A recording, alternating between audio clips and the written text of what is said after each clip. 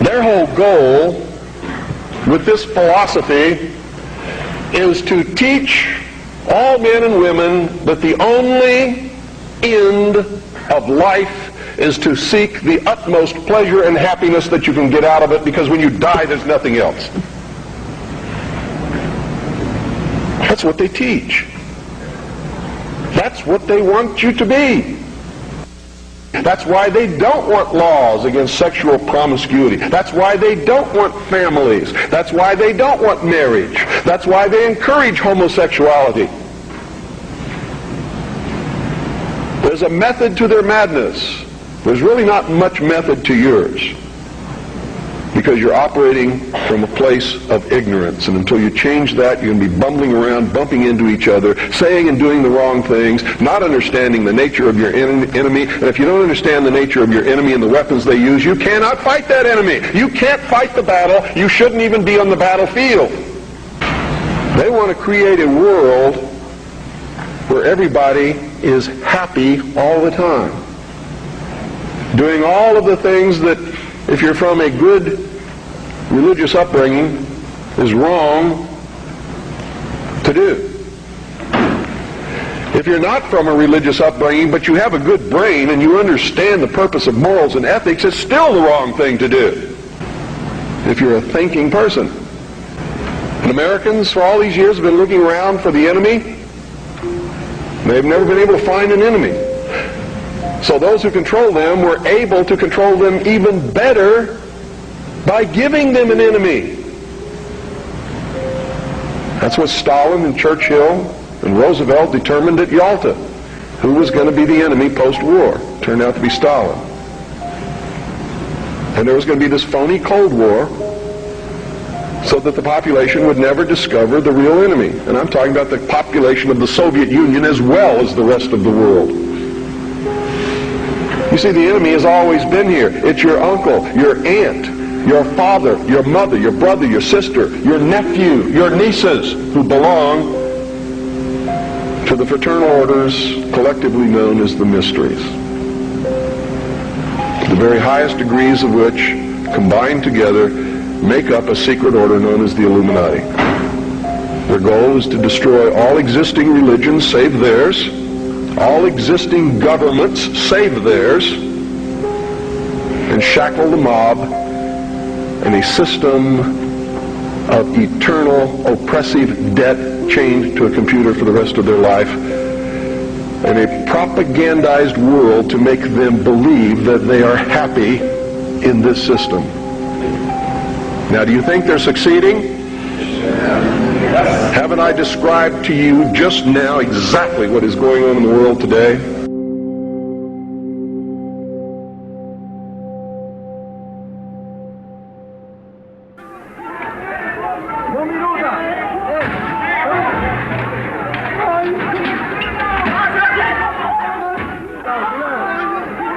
Que a dívida externa é uma terceira guerra. The foreign debt is World War III. It's a war that does not kill governors. It does not kill soldiers. It's a war that does not kill politicians.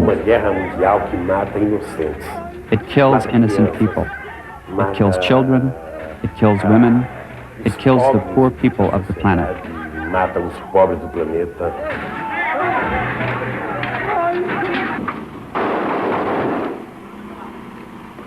A major reason why we are having these problems are the policies which have been pursued for so many years under the advice, the tutelage, and the direction of the World Bank and the IMF. The World Bank and the International Monetary Fund, IMF, are the two most powerful financial institutions in the world. Together, they hold the key to nearly all other sources of money loaned to countries in which over 90% of the planet's population live. The World Bank and IMF originated in the rubble of the Second World War. As the war was ending, Europe was in ruins, its economy and population shattered.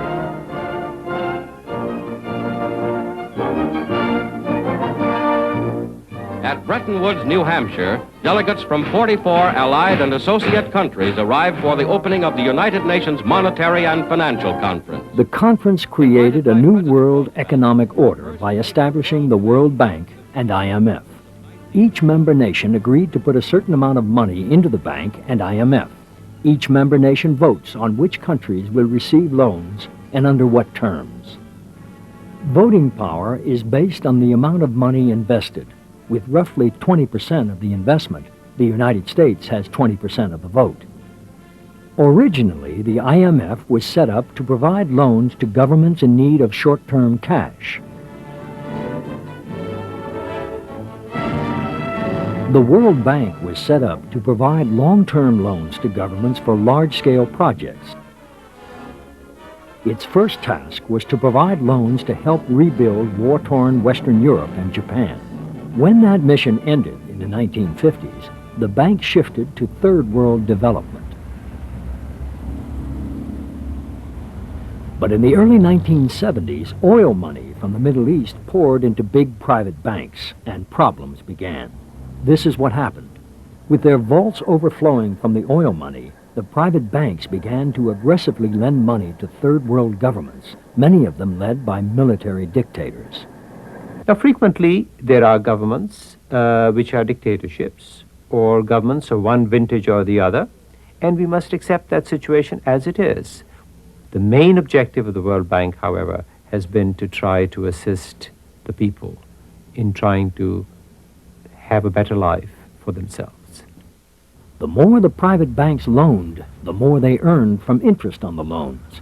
Profits from foreign operations of the 7 largest U.S. banks nearly tripled between 1970 and 1982. But while private bank profits were rising, many Third World countries found it harder to pay the interest on their debt, let alone pay back the principal. When they turned to the World Bank and IMF for help, they faced something new: demands for many major economic changes before money would be loaned. The demands include: cut government spending. Governments typically do this by privatizing, that is, selling state-owned industries. They also cut spending by laying off government workers, curtailing government services, cutting subsidies for health and education. Another demand: increase the export of raw materials. All of this is to make more money available to help pay off a country's debts. Governments that don't agree to these loan conditions don't get World Bank or IMF loans. And if the World Bank and IMF won't lend money, they know they cannot borrow money from other sources. Gentlemen, I am very happy to welcome to London the governors, the directors and the staff of the International Monetary Fund and of the International Bank for Reconstruction and Development.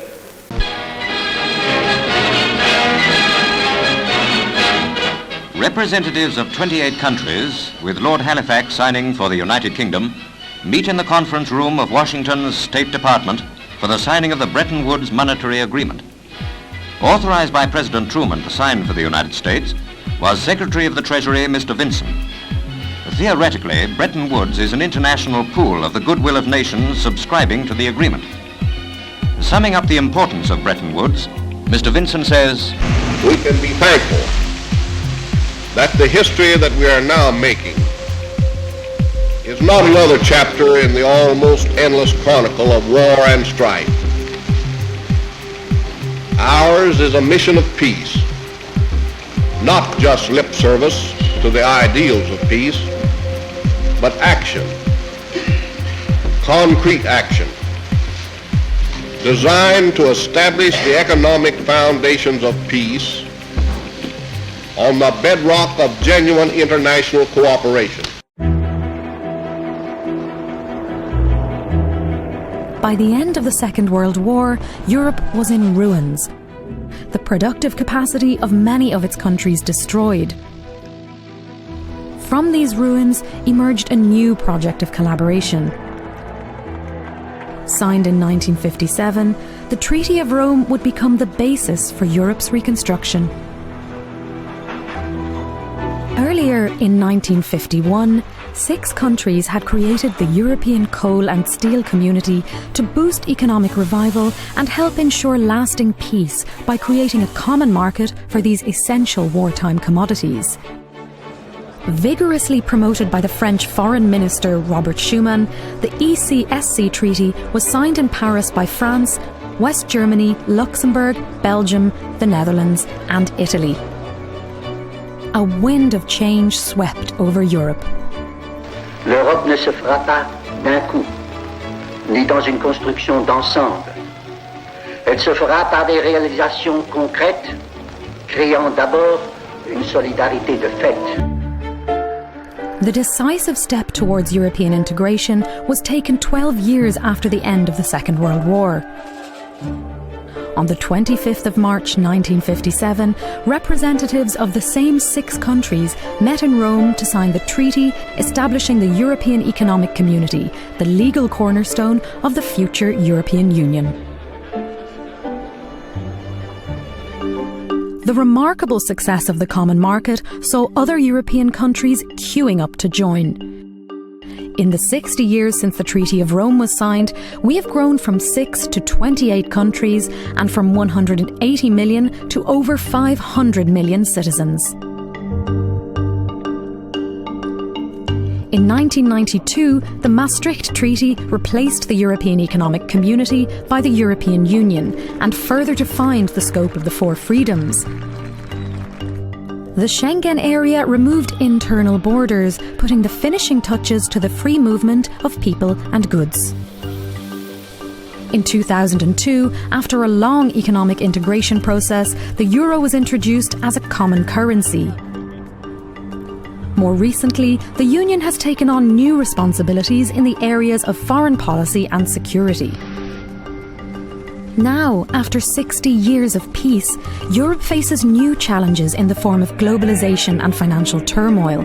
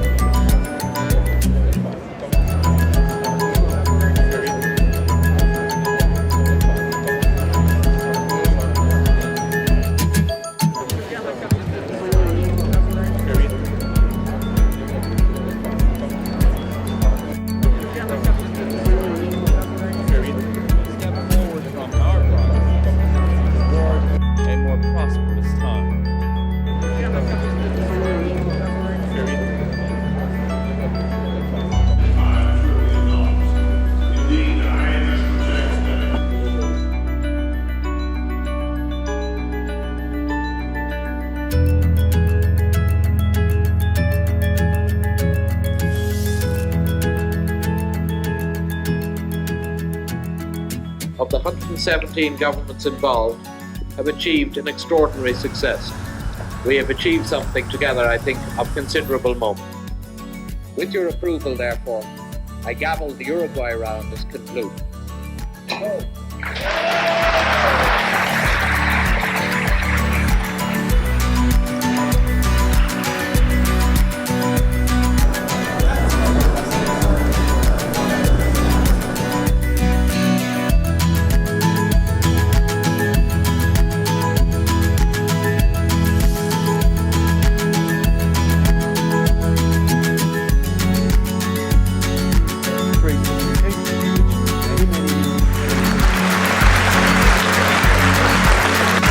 I am proud to be able to attend you.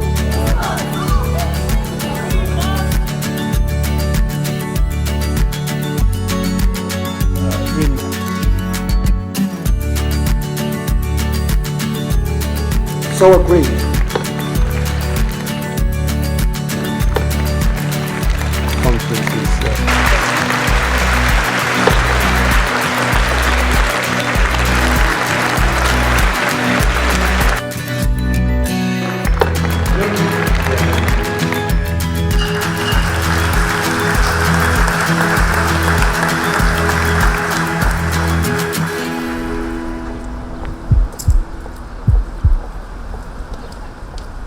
The 1992 Earth Summit, the UN put together Agenda 21, a non-binding action plan on so-called sustainable development. The meeting was attended and agreed to by then-President George H.W. Bush along with 177 other nations. Agenda 21 called for a global partnership where the UN plays a key role. Another key role in this plan included abortion. Population policies and programs should be considered, with full recognition of women's rights. Of the 178 nations that adopted Agenda 21, the Holy See, although vigorously opposed to abortion as part of women's rights, was one of them. Also in support of Agenda 21, Democratic representatives at the time, Nancy Pelosi and Eliot Engel. The Earth Summit Environmental Leadership Act, as this is known, presents us with an opportunity to follow up on the important work of the Earth Summit to develop its blueprint, Agenda 21, for global environmental action. Fast forward to the present, and the goals are virtually the same, but less hidden. The United Nations and the World Economic Forum both promote numerous intrinsic evils as a means to achieve their goal. At the heart of this agenda is a new world order. When we are successful, and we will be, we have a real chance at this new world order. New world order. New world order. New world order. New world order. A new world order. New world order. New world order. New world order. I believe we, and particularly you, your class, has an incredible window of opportunity to lead in shaping a new world order for the 21st century. New world order. The affirmative task we have now is to actually create a new world order. A new world order. We have before us the opportunity to forge for ourselves and for future generations a new world order. When we are successful, and we will be, we have a real chance at this new world order. And Americans for all these years have been looking around for the enemy. They've never been able to find an enemy. So those who control them were able to control them even better by giving them an enemy. That's what Stalin and Churchill and Roosevelt determined at Yalta.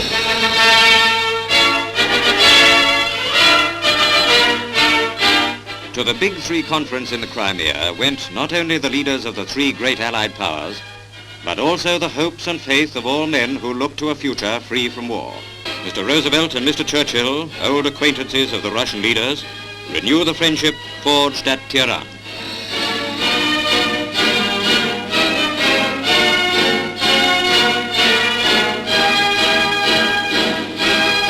The Levadia Palace, however brilliant its functions in Imperial Russia, never housed so memorable a meeting as this. The decisions reached here have to square up to the bedrock aspirations of the people of the United Nations and prove worthy of their cause. The first to arrive is the warrior statesman Joseph Stalin.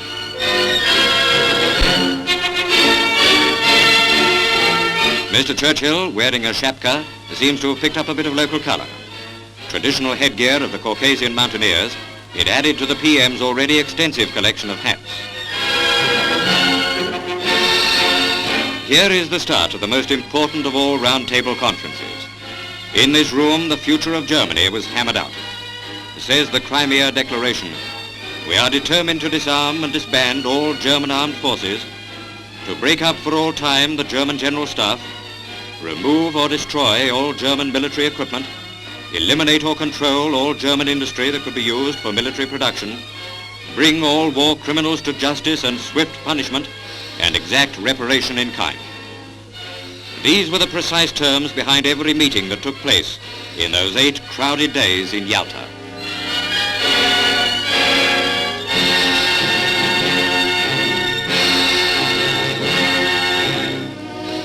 The three great leaders and their staffs of military and political advisors face the inevitable battery of cameras.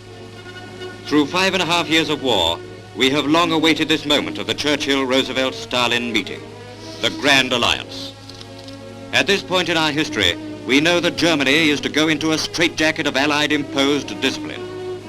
The blueprint of its future has been drawn, signed and sealed. Let a quotation from the communiqué issued from Yalta speak for us all. It is our inflexible purpose to destroy German militarism and Nazism and ensure that Germany will never again be able to disturb the peace of the world.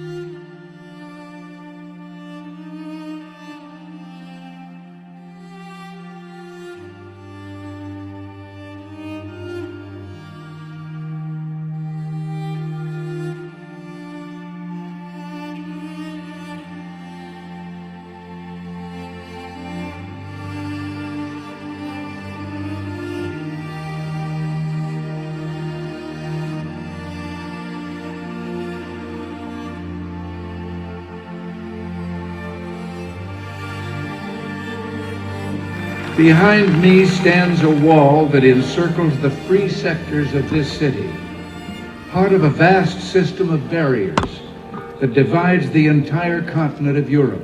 General Secretary Gorbachev, if you seek peace, if you seek prosperity for the Soviet Union and Eastern Europe, if you seek liberalization, come here to this gate. Mr. Gorbachev, open this gate.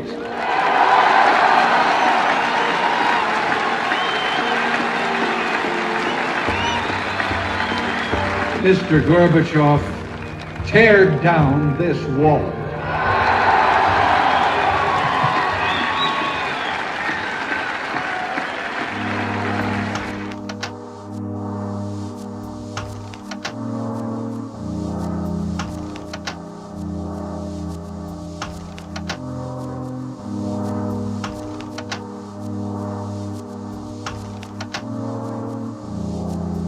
Seems like such a long time ago. It seems like it was yesterday. It seems like it was yesterday. And yesterday was such a long time ago. Now it's past. Do you know where the time went?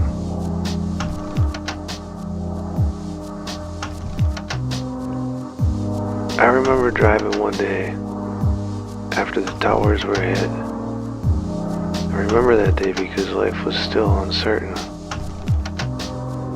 remember that day like it was yesterday, but it was a long time ago. The time went somewhere. I looked around for the time.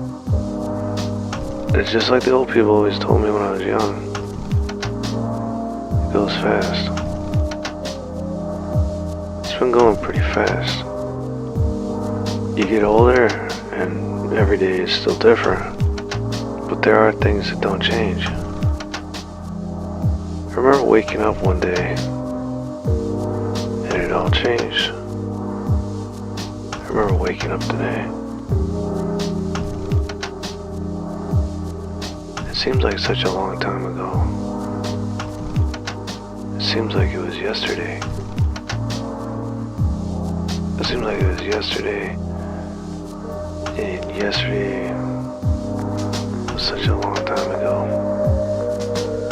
Now it's past. Do you know where the time went?